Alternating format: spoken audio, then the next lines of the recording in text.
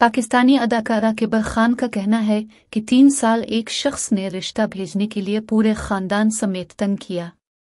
अदाकारा किबर खान ईद अल अज़हा के मौके पर जियो न्यूज़ के प्रोग्राम हंसना मना है कि मेहमान बने।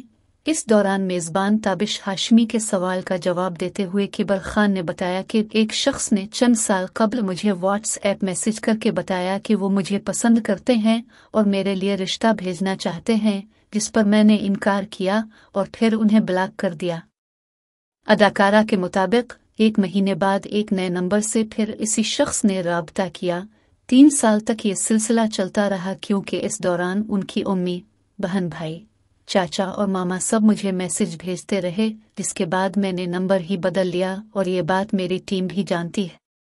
पाकिस्तान में फैमिली के बगैर ईद मनाने के सवाल पर किबर खान ने बताया कि फैमिली के बगैर ईद मनाना थोड़ा मुश्किल है क्योंकि फैमिली के बगैर ईद नहीं होती, लेकिन मेरे पास कुछ अच्छे दोस्त हैं जिनकी वजह से मुझे ईद लगती है।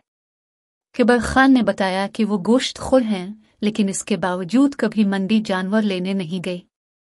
जो मैच्योरिटी और आज़ादी अकेले में रहते हुए कर सकते हैं, वो किसी के साथ नहीं कर सकते। किबर खान ख्याल रहे कि अदाकारा किबर खान और अदाकार गौहर रशीद के माबैन गहरी दोस्ती है और दोनों इस गहरी दोस्ती के हवाले से मद्दाहों के दरमियान मुस्तकबिल की नई जोड़ी करार दिए जाते हैं।